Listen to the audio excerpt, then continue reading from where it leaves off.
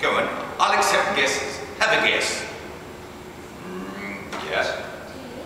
Oh, no, that's a bit too long. A bit too long, yes. 6 months. No, a bit longer. 3 years. Oh, 3 years, that's terrible. Yes. Yeah, give this young gentleman a round of applause. It has taken us 1 whole year to get from Mother England to this great southern land. Now, we are currently on our way home from the beautiful tropical island of Tahiti, where we saw the astounding astronomical phenomenon.